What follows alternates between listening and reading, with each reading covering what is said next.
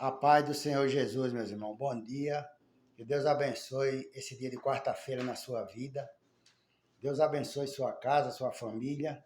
Deus abençoe tudo que você for fazer hoje. Que o Espírito Santo de Deus esteja te dando sabedoria e te dando direção. Amém?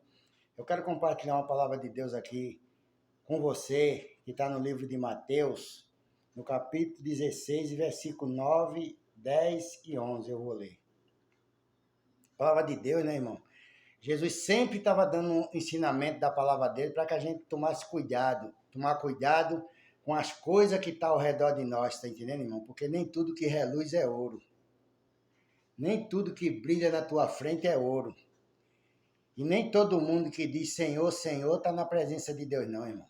Porque a palavra de Deus diz, Jesus mesmo disse que esse povo honra-me com lábio, mas o seu coração está bem longe de mim. Então você tem que tomar cuidado, tá entendendo, com as pessoas que vêm como um lobo vestido de ovelha para perto de você. Pessoas que dizem que se quer crente. Crente todo mundo é, que nem a gente sempre fala, mano. Crente é quem crê em alguma coisa. Todo mundo crê em alguma coisa aí fora, tá entendendo? Mas quem crê em Jesus Cristo, quem é nascido de Jesus Cristo é cristão, é filho de Deus, tá entendendo? É pessoas transformadas, liberta desse mundo, liberta para fazer a vontade de Deus, para fazer aquilo que agrada a Deus, tá entendendo? E o que ele manda a gente fazer. Então você tem que tomar cuidado com pessoas, porque todo mundo vai na igreja. Ah, eu vou na igreja. Todo mundo vai na igreja, mas o que é que vão fazer na igreja? Eu vejo pessoas na minha igreja, mano, que vai lá para a igreja, fica sentado no banco, não dá um glória a Deus, não ora, fica ali. Do jeito que sai, entra e fica ali o tempo todo dentro da minha igreja ali. Não é que eu vou para a igreja olhar a vida dos outros, mas a gente sem querer observa essas coisas. A pessoa não bota nem o joelho no chão para orar com o irmão que está ali na frente do púlpito orando, buscando a Deus, buscando a presença de Deus, tá entendendo? Para apresentar a família dele, apresentar o povo dele a Deus, para Deus abençoar naquele culto ali. As pessoas nem isso não fazem, tá entendendo, irmão? Mas o que é que está fazendo dentro da igreja? Ah, eu tenho tantos anos de crente, mas tantos anos de crente, mas o que é que você vai fazer na igreja? Porque a gente tem que ir na igreja com um objetivo, um propósito de buscar de Deus uma resposta, de buscar de Deus uma palavra, de orar na igreja com a igreja, quando o pastor manda, levante, vamos fazer uma oração, todo mundo tem que orar, vamos louvar, todo mundo tem que louvar, irmão. Então a gente tem que estar na presença de Deus, tá entendendo? Como cristão, como homem de Deus, como servo de Deus e obedecendo a Deus. Quando Deus diz faz, você faz. Quando Deus diz não faça, tá entendendo? Mas ele quer que você sempre aprenda, tá entendendo? Os conhecimentos dele, para que ele possa te abençoar, para que ele possa sempre te livrar e te guardar das armadilhas de Satanás, irmão. Porque tem pessoas que querem que você viva o que elas querem do jeito que ela viva. Não quer viver do jeito que é para viver como cristão, como um servo de Deus, como uma serva de Deus. Mas quer viver aquela vidinha que eles vivem lá, que eles andam nela, tá entendendo? Que um dia ia te levando à destruição. A mesma vidinha que você levava antes de você se converter para Jesus, essa vidinha quase que te matava, quase que te levava para o inferno, como também ia me levando também. Mas hoje nós não temos que viver para ninguém, irmão. A gente vive para Jesus. A gente vive para agradar a Deus, para adorar a Deus, porque quando a gente agrada a Deus, as pessoas, o ser humano também se agrada da gente. Mas quando a gente não agrada a Deus, ninguém se agrada da gente.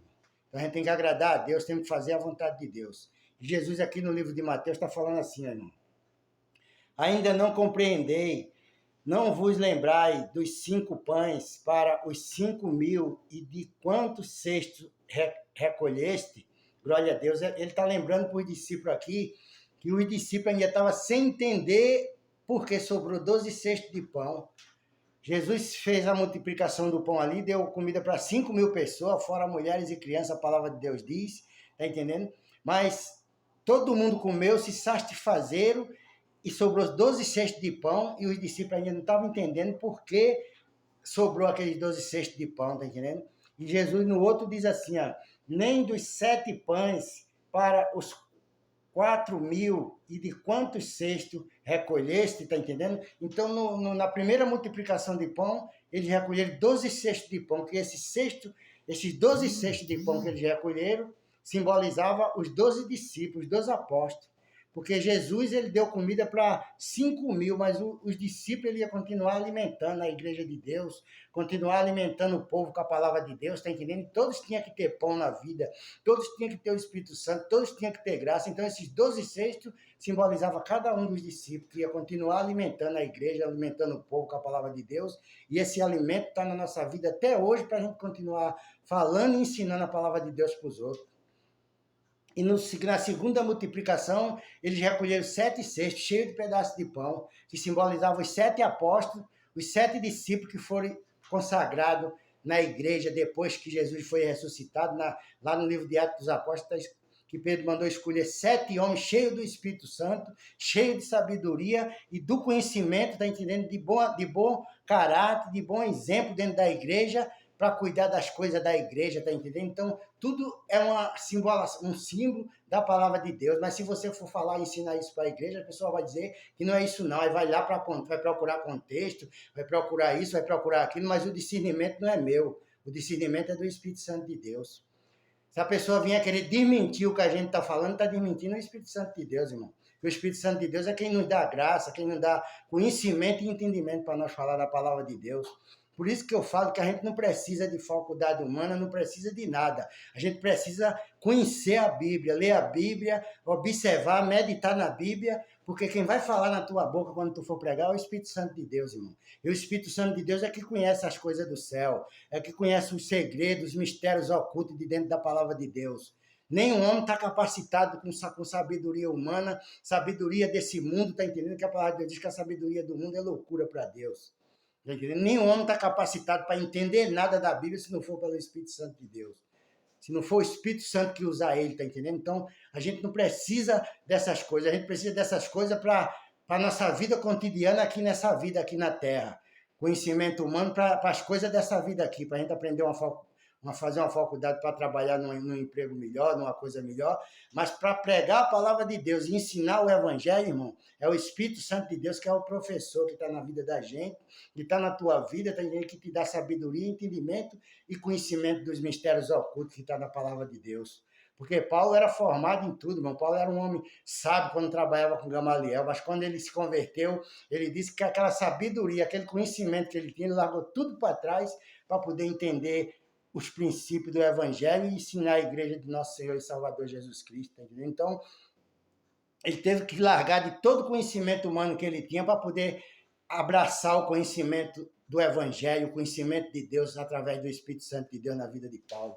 Então, a gente tem que pedir a Deus sabedoria, porque a gente está rodeado de lobo, irmão, de pessoas que querem derrubar você de todo jeito, com conversa fiada, com mentira, com calúnia, tá entendendo? Caluniando sua vida, dizendo que você faz isso, faz aquilo. Deus conhece seu levantar, irmão, Deus conhece seu deitar, Deus conhece os caminhos por onde você anda, Deus conhece tudo. Então, fica na presença de Deus, permanece firme, Deus está te abençoando, vai continuar te abençoando nesse ano de 2024, e nem o diabo, nem ninguém, irmão, vai impedir da bênção de Deus chegar até você. E Jesus diz assim, para terminar, nem dos 7 pães, aí diz assim, como não compreendei que não vos falei a respeito de pães, mas tende cuidado com o fermento dos fariseus e dos saduceus, tá entendendo, irmão? Toma cuidado. É os fermentos dos fariseus, dos saduceus. Fariseu é aquelas pessoas, irmão, que ensinam as coisas para você, mas ele não vive aquilo que eles ensinam, tá entendendo? Eles colocam você em doutrina que eles não vivem, que eles não praticam, tá entendendo? Mas eles ensinam para você praticar. A gente não pode ser hipócrita, irmão, ser mentiroso. Se eu estou falando para a gente se consagrar, para a gente orar, é porque eu vivo consagrando minha vida, vivo orando na presença de Deus pela madrugada, vivo botando a minha vida no altar do Senhor para poder eu ter uma vida reta e mais ou menos aprumada na presença de Deus, porque se eu disser que sou 100% certo, eu sou mentiroso. Que a palavra de Deus diz, se a gente disser que não tem pecado, a gente está mentindo, irmão. Então a gente somos falhos, temos nossos defeitos, nossas falhas, mas Deus, por misericórdia, usa a nossa boca, usa nossas vidas para ensinar a palavra dele, para pregar o evangelho dele, tá entendendo? E é isso que nós vamos fazer nessa terra aqui até o dia de Jesus Cristo. Então, que o Senhor te abençoe nessa manhã, que a palavra te abençoe, que a palavra te cure, que a palavra te liberte. Você, meu irmão, minha irmã, você, mulher, homem que está ouvindo essa palavra, seja curado, seja liberto, seja abençoado pela palavra do nosso Senhor e Salvador Jesus Cristo. Que Deus te abençoe nesse dia de quarta-feira, você, sua casa e sua família. Recebe essa palavra em nome de Jesus Cristo. Eu quero fazer uma oração pela tua vida. Meu Deus, em nome de Jesus Cristo, Pai, toma a vida desse irmão, toma a vida dessa irmã, meu Pai, dessa mulher, toma a vida desse homem, Pai, dessa pessoa que parou para ouvir esse vídeo, Pai. Que ele seja liberto agora, meu Deus, pela tua palavra, Senhor. Que ele seja, meu Deus, aleluia, abençoado, livre, Pai, de qualquer armadilha, de qualquer emboscada, de qualquer falcatrua do inimigo contra a vida desse homem, Pai, dessa mulher.